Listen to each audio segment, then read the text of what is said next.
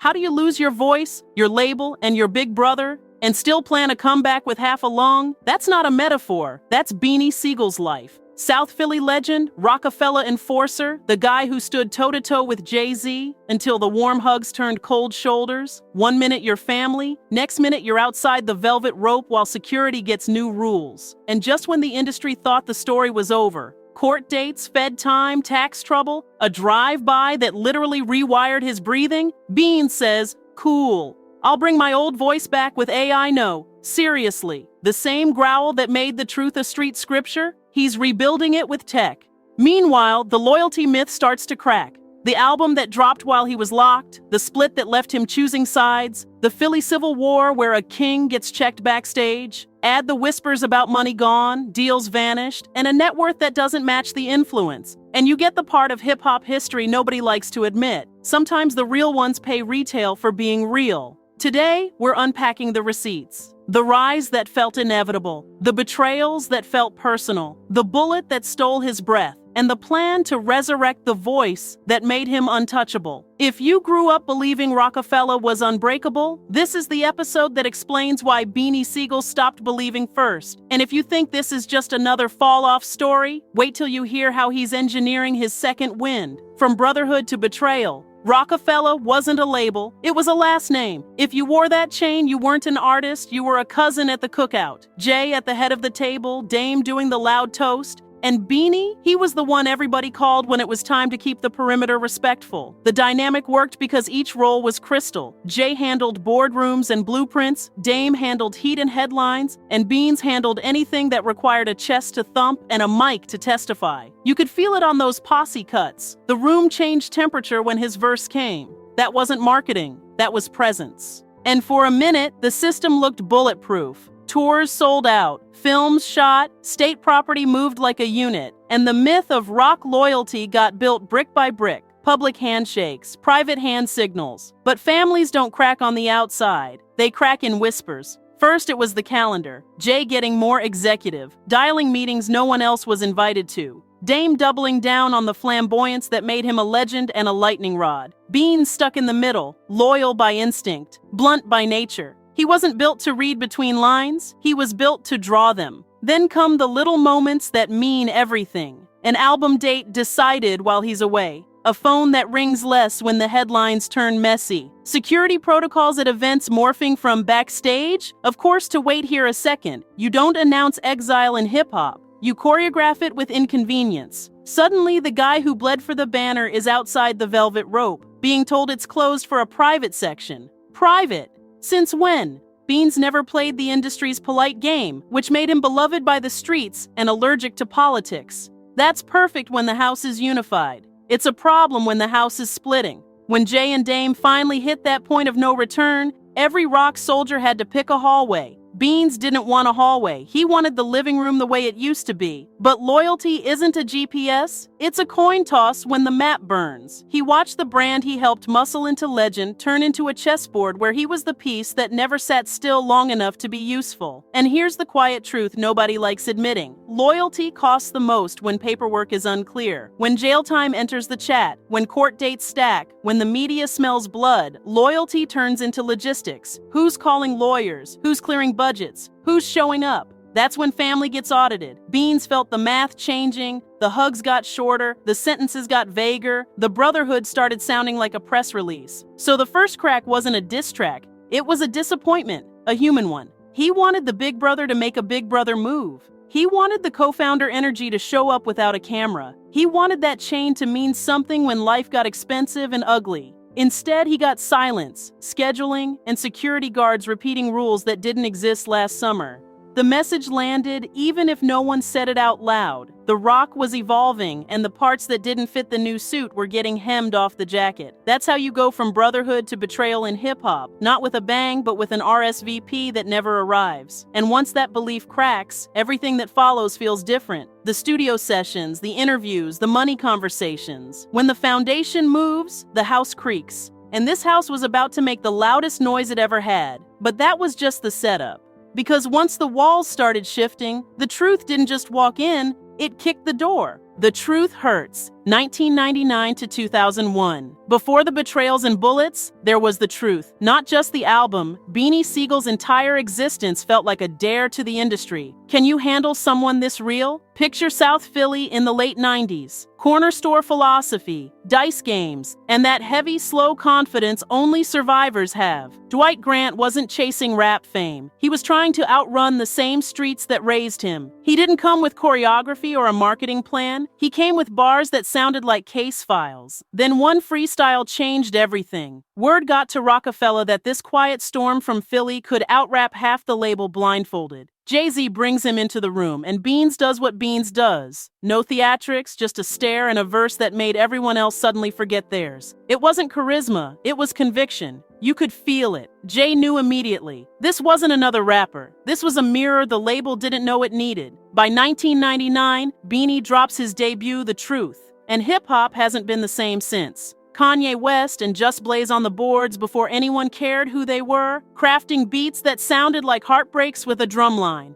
Beanie wasn't rhyming for approval. He was confessing like the booth was a courtroom. Every track was a different wound. Who want what? Stop, chill. The truth. It was like reading someone's diary through bulletproof glass. Fans didn't just listen, they believed him. He wasn't trying to be street. He was street, but with self-awareness. He'd talk about the pain, then make you laugh at the absurdity of surviving it. He made hopelessness sound poetic. And that voice, raspy, measured, heavy, it wasn't just a delivery, it was a mood. By the time The Reason dropped in 2001, Beanie wasn't just Rockefeller's muscle anymore. He was the conscience. He had the kind of authenticity money can't fabricate. You had Jay doing Blueprint, Ye, and Just Blaze defining the sound of the 2000s. And right in the middle of that storm, Beans was giving you gospel for gangsters. But that's when the edges started to blur. Stardom's not free, it charges interest. While Jay was slipping into tailored suits and corporate partnerships, Beanie was still posting up with the same crew, same block, same energy. The balance started tipping. The label wanted radio singles, Beans wanted therapy sessions over pianos. And that's the cruel irony. When you give the world your truth, the world starts asking for remixes. By late 2001, Beanie had all the ingredients for a long, decorated run, platinum potential, critical respect, and the streets behind him. But the thing about truth is, it doesn't make you rich, it makes you vulnerable. And when the empire starts shifting toward business over brotherhood, being too real becomes a liability. The streets made him famous. The same streets and the people orbiting them were about to make him a headline, because what started as a rap career was about to turn into a case study on how fast loyalty evaporates when handcuffs enter the chat. Up next, the moment everything started unraveling. Federal raids, courtroom whispers, and an album released while the man who made it sat behind bars. The Feuds and the fallout. If The Truth made Beanie a legend, the Feuds made him a cautionary tale. Because just when the streets crowned him Philly's voice, the system decided it wanted his silence.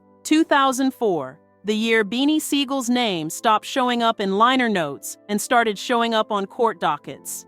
Federal gun charges, attempted murder accusations, headlines that read more like rap lyrics than news. For every fan quoting his bars, there was a prosecutor quoting them too. It was poetic injustice. The same truth that made him real in the booth was being used to paint him as a menace in court. And timing couldn't have been worse. Rockefeller was already splitting down the middle, Jay-Z going corporate, Dame Dash going defiant, and Beanie sitting in a federal holding cell wondering which version of loyalty was supposed to show up for him. See, that's when reality hits. When you're in a cell, you start counting not just the days, but the people who don't call. Beanie expected visits, favors, phone calls, bail, something. Instead, the line went quiet. No big brother sliding through, no rock chain at the courthouse. Just echoes and promises that never turned into presents. And that's when the resentment started to cook. Because Beanie wasn't just losing freedom, he was losing faith. He'd given Rockefeller his loyalty, his verses, his bloodline of authenticity. And the second things got complicated, the family photo turned into a solo shot. The ultimate insult? The label dropped the B, Coming, his third album, while he was still locked up. No rollout, no consent, no creative input, just business as usual. The album hit number 3 on the Billboard 200. Impressive, right? But the man behind it couldn't even celebrate, couldn't tour, couldn't promote, couldn't speak for himself. Imagine creating your most personal record, then hearing it hit the streets while you're counting bricks and minutes behind a wall. And yet, the music, man, it hit different. The Becoming wasn't just another rap project. It was a man testifying through a phone line. Songs like Feel It in the Air had that eerie, prophetic energy, like he already knew the downfall was coming. It was paranoia wrapped in poetry. He sounded haunted, but focused, like someone trying to confess before the lights go out. Critics loved it. Fans called it his masterpiece. But to Beanie, it was bittersweet success. The best moment of his career happened in the worst chapter of his life. Meanwhile, Rockefeller's cracks were turning into craters. Jay and Dame's split went public. Money, control, ego. Everyone picked sides. Everyone except Beanie, who was too busy choosing between loyalty and survival. Dame wanted him to stay independent. Jay wanted him to grow up. Beanie just wanted somebody to keep it real. There's a quote from that era where he said, "My brother ain't even come see me once." You can hear the pain behind it, not industry pain, but real human hurt, the kind that doesn't fade after an apology or a feature. And when he finally got out, he didn't come home to a celebration. He came home to confusion. New executives, new agendas, new rules. The Rockefeller he built his name under was gone, replaced by suits, shareholders, and politics. It's hard to be loyal when the kingdom you bled for doesn't exist anymore. That's when Beanie's story stopped being about rap and started being about reality. The betrayal, the silence, the feeling of being replaced, it all started here. And when loyalty dies, ego takes the wheel. The Brotherhood was gone. The paperwork was cold. The music was the only thing left warm. But Beanie wasn't done talking, not by a long shot. Because the next time his name made headlines, it wouldn't be for chart positions. It'd be for calling out the very man who once called him family. The Jay-Z feud and the silenced voice. There's beef, and then there's heartbreak set to a drum pattern. Beanie's issue with Jay never started as a stunt. It started as a silence. When the visits didn't happen and the phone didn't ring, the disappointment fermented. By the time he got home, the label he helped muscle into myth felt like a museum with velvet ropes, and he wasn't on the tour. That's the kind of wound that doesn't heal with a verse. It needs a conversation. He didn't get one. So in 2009, he did what artists do when the door won't open. He cut through the wall. Average Cat wasn't clout chasing. It was a diary entry with bass. He wasn't screaming. He was itemizing. Missed calls, tightened security, promises that aged out. He made it clear, this wasn't a crusade for clicks, don't use my record as a green light. This was a man filing his emotional taxes in public because private never processed the return. And that's when you saw how corporate distance works in real time. Events that used to feel like family dinners suddenly had wristbands, seating charts, and we'll let you know. Security got organized. The barriers weren't personal, they were policy. But policies are just polite ways to push people away. Nothing says you're not in the circle anymore, like being told the rules changed and no one remembered to tell you. Then came the optics. A brief flirtation with G-Unit, a few phone calls with 50, rumors swirling that maybe the next chapter was going to be written in bulletproof fonts. It looked like a chess move. It felt like a lifeline. But the paperwork never turned into a jersey, and the storyline went back to being the thing everyone whispered about, but nobody fixed. Meanwhile, interviews turned into therapy sessions, bits of Big Brother talk, that ache in the voice you can't auto-tune away. Here's the part the industry skips. Beanie didn't want a war, he wanted a witness, someone to say, "You're not crazy, the ground did move under your feet." Instead, he got the kind of silence only powerful buildings can produce. That vacuum made everything louder. Every rumor, every misstep, every time a mic found his face and a journalist asked about Jay like it was a weather report. And the irony? While the songs kept swinging, fate had a different way to quiet him. The feud defined the headlines, but it wasn't a diss that dimmed his voice. It was life. The kind of twist that turns breath control into a medical chart and a legendary growl into a memory you're trying to recover. You could hear it in later verses. The grit was still there, but the air behind it had a curfew. That's why this chapter stings. Not because the bars got soft, they didn't, but because pride and paperwork froze a friendship while time did what time does. Two men who once finished each other's sentences became press quotes and occasional nods from across a stage. The silence did more damage than any 16 ever could. And just when it felt like the book was closing, when the calls had thinned and the stages felt colder, life pulled the harshest plot twist yet. The kind that doesn't care about legacy, loyalty, or chart history. The kind that steals your breath and dares you to speak anyway. The bullet and the lung. It's one thing to get hit in your career. It's another to literally get hit in your back. August 2012, just weeks before Beanie Sigel was set to report to prison for tax evasion, he's driving through Pleasantville, New Jersey, when a car rolls up and changes everything. 2 shots rip through his back, tearing out through his abdomen, the kind of wounds that don't just bleed, they rewrite your biology. When the news broke, even the streets went quiet. People weren't sure if he'd make it through the night. Doctors did what they could, but they couldn't save his left lung. Think about that for a second. The man whose signature growl once rattled speakers from Philly to Queens had to learn to breathe with half the instrument that made him famous. His breath control, gone. His tone, muted. The pain wasn't just physical, it was identity theft in slow motion.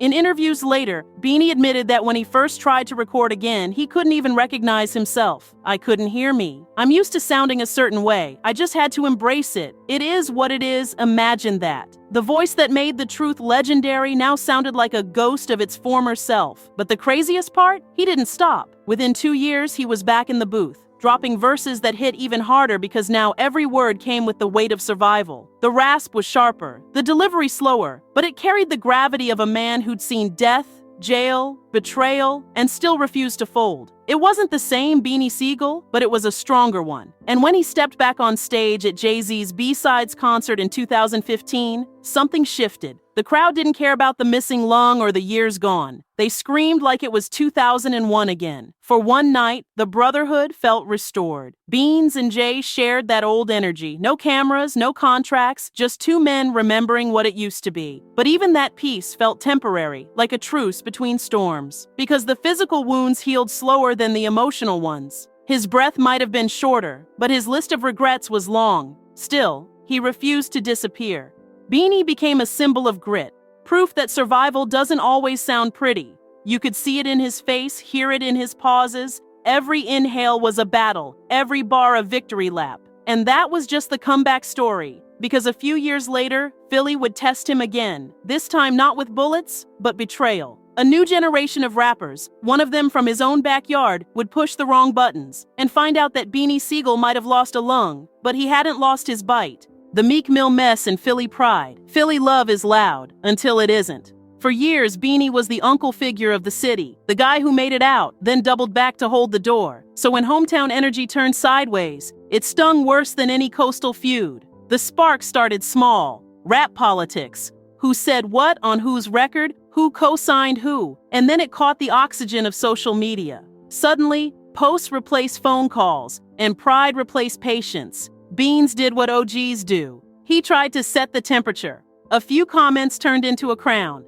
King of Philly. And that went down like hot sauce in a paper cut. Lines were drawn, and not with chalk.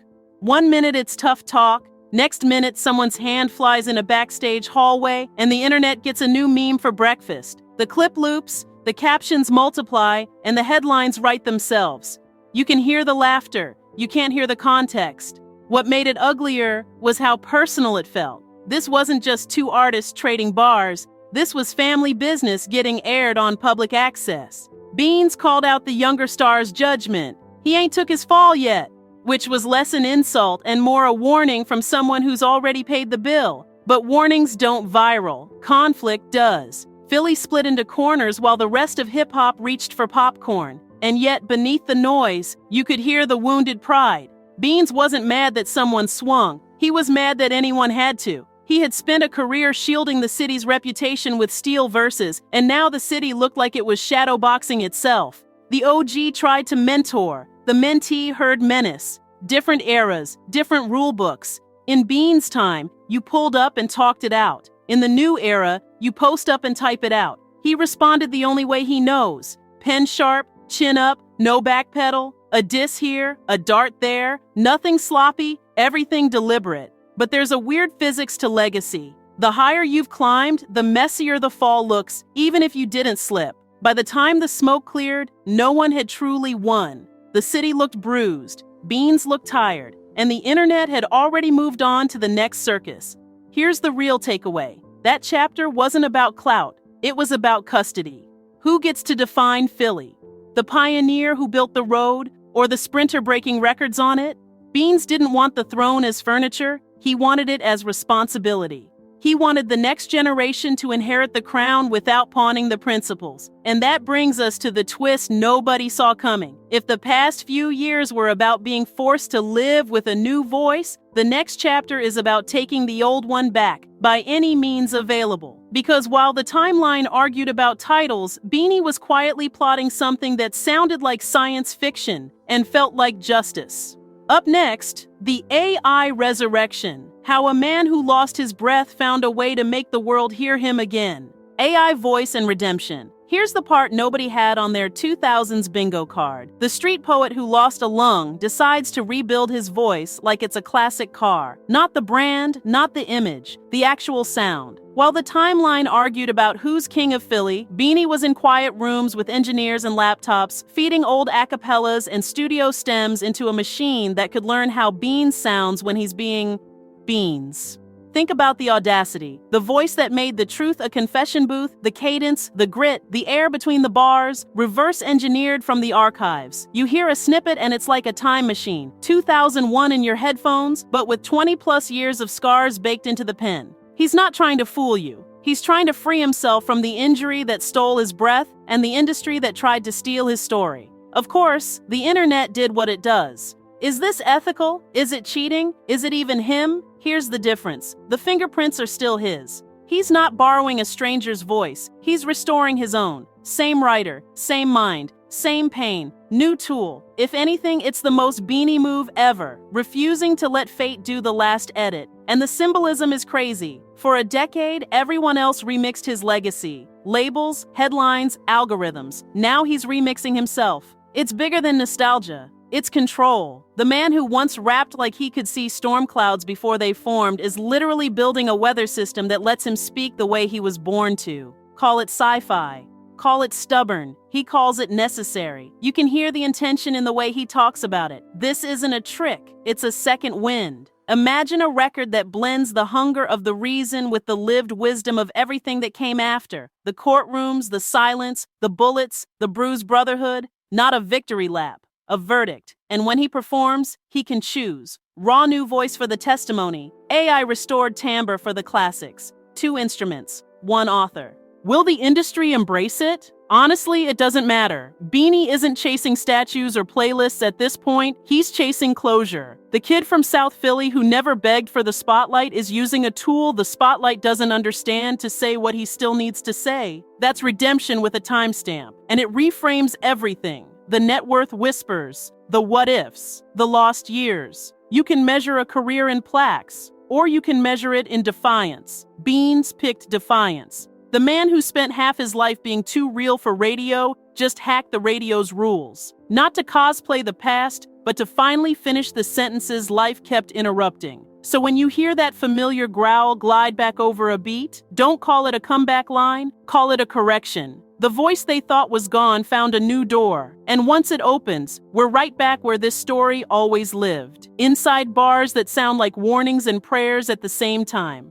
Which brings us to the last chapter, legacy, numbers, what he's remembered for, and why the most expensive thing he ever bought was the truth. At this point, Beanie Sigel's story reads like hip-hop scripture written in blood, betrayal, and redemption. He came in raw, told the truth when everyone else was selling fantasy, and paid for it with everything the industry says it respects but rarely protects: loyalty, authenticity, and heart. He's 50 now, still carrying scars that don't trend, still answering questions with the same calm that used to terrify opponents. The money might not match the myth, but the legacy does. 6 solo albums, a dozen mixtapes, verses that still get quoted like street sermons. The same voice that once filled arenas now exists in code, recreated through AI, but the message hasn't changed. Real doesn't expire. What Beanie Sigel will be remembered for isn't just the music, It's the mirror. He showed a generation that pain could rhyme, that loyalty could break, and that even when your voice is taken from you, literally, you can still find a way to be heard. So next time someone talks about the golden era or who carried Rockefeller's soul, remember the man who did it with one lung, a bruised heart, and an unfiltered pen. He's not chasing a comeback. He already survived one. And in the end, that's the truth nobody can remix.